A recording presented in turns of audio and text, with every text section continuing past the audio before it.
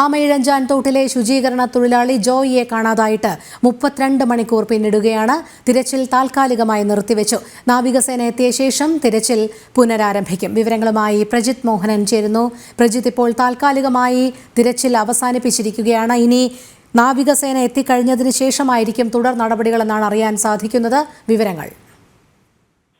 രോഹിണി, നിലവിൽ ഇത്രയധികം നേരം 32 മണിക്കൂറിലധികം നേരം തിരച്ചിൽ നടത്തിയിട്ടും ജോയിയെ കണ്ടെത്താൻ കഴിയാത്തൊരു സാഹചര്യത്തിലാണ് തിരച്ചിൽ നിർത്തിവെച്ചിരിക്കുന്നത്. ഇനി നാവികസേനാംഗങ്ങൾ എത്തി അവർ ഈ ടണലിൽ പരിശോധന നടത്തി അവർ നിർദ്ദേശം നൽകുന്നതനുസരിച്ചായിരിക്കും ഈ പരിശോധന ഈ രാത്രിയിൽ തുടരണോ വേണ്ടയോ എന്നുള്ളത് തീരുമാനിക്കുന്നത്. ഈ സ്ക്യൂബ ഡൈവിംഗ് ടീം, അതായത് ഫയർഫോഴ്സിന്റെ സ്ക്യൂബ ടീം, അവർ ഇന്നിനി ഈ ടണലിൽ ഇറങ്ങിയുള്ള പരിശോധനകൾ നടത്തില്ല.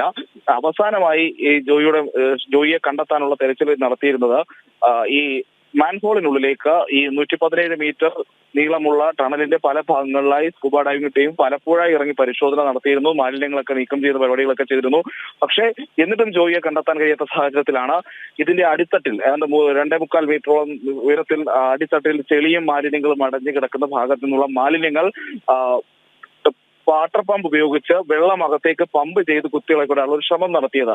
ഇങ്ങനെ കുത്തിയിളക്കി വിടുന്ന സമയത്ത് അതിനുള്ളിൽ ജോയി കുടുങ്ങിക്കിടപ്പുണ്ടെങ്കിൽ അദ്ദേഹം പുറത്തേക്ക് എത്തുമെന്നുള്ള രീതിയിലായിരുന്നു ആ ഒരു പരിശോധന അല്ലെങ്കിൽ ആ ഒരു രീതി ഉപയോഗിച്ചത്. ഇതിനായി പിന്നീട് വാട്ടർ പമ്പിനൊപ്പം തന്നെ ഫയർഫോഴ്സിന്റെ അവർ അഗ്നിശമന സംവിധാനങ്ങൾക്കായി ഉപയോഗിക്കുന്ന ശേഷി കൂടിയ വാട്ടർ ഹോസ് എത്തിച്ച് അതിൽ നിന്നുള്ള വെള്ളവും പമ്പ് ചെയ്തിരുന്നു. പക്ഷേ ഇത്രയും ഒരു മണിക്കൂറോളം 12 മണിക്കൂറോളം ഇത് ചെയ്തിട്ടും അടിത്തട്ടിലുള്ള മാലിന്യങ്ങൾ കാര്യമായി ഇളകുന്ന ഒരു സാഹചര്യം ഉണ്ടായില്ല. അതായത് ആ സമയത്ത് അതിനുള്ളിൽ ഇറങ്ങി വാക്കുകൾ കടമെടുക്കുകയാണെങ്കിൽ സോളിഡ് ആയിട്ടിരിക്കുന്നത്, അതായത് സോളിഡ് ബ്രിക്കുകളെ പോലെ കട്ടിയുള്ള കട്ട പിടിച്ചിരിക്കുന്ന രീതിയിലാണ് അടിയിലുള്ള മാലിന്യങ്ങൾ. അത് ഈ രീതിയിൽ നീക്കം ചെയ്യണമെങ്കിൽ അതിന് ദിവസങ്ങളോളം എടുക്കും. ഒറ്റയടിക്ക് ഈ രീതിയിൽ ഇപ്പോഴത്തെ സാഹചര്യത്തിൽ, അതായത് നേരത്തെ ഉപയോഗിച്ചിട്ടുള്ള സംവിധാനങ്ങൾ ഉപയോഗിച്ച് പരിശോധന തുടരാൻ കഴിയാത്ത സാഹചര്യമാണ് എന്നുള്ളത് അവർ പറഞ്ഞു.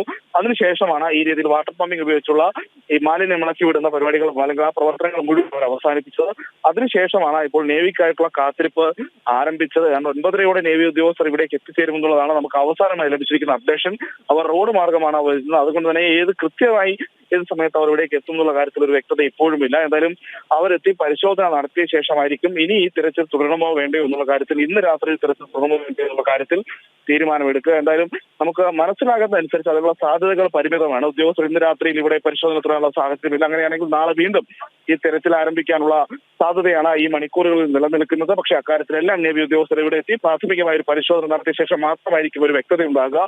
മറ്റൊരു ഓപ്ഷൻ എന്ന് പറയുന്നത്, ഇപ്പോൾ നേവി ഉദ്യോഗസ്ഥർ ഇതിനകത്ത് ഇറങ്ങി പരിശോധന നടത്തിയാലും ഇല്ലെങ്കിലും ശരി, നാളെ കഴിയുമെങ്കിൽ ഇതിലേക്കൊരു ബൾക്ക് ലാഷിംഗ് എന്ന രീതിയിൽ, അതായത് ഒരു ഭാഗത്ത് തടയണ കെട്ടി വെള്ളം വലിയ രീതിയിൽ സംഭരിച്ചു നിർത്തിയ ശേഷം ഒറ്റയടിക്ക് ആ വെള്ളം തുറന്നു വിട്ട് ഈ ടണലിനുള്ളിൽ വലിയൊരു മർദ്ദം സൃഷ്ടിച്ച് ഈ മാലിന്യങ്ങൾ മുഴുവൻ ഒറ്റയടിക്ക് പുറത്തേക്ക് ഒഴുക്കാനുള്ള ഒരു ശ്രമമാണ് നടത്തുക. അത് അക്കാര്യത്തിലേക്കൊന്നും തീരുമാനങ്ങൾ അന്തിമമായി പോയിട്ടില്ല. അതെല്ലാം ഈ നേവി സംഘം എത്തിയതിനു ശേഷം അവരുടെ പ്രാഥമിക പരിശോധനകൾ കഴിഞ്ഞ ശേഷം മാത്രമായിരിക്കും അക്കാര്യങ്ങളിൽ ഒരു വ്യക്തമായ തീരുമാനം വരിക. രോഹിണി.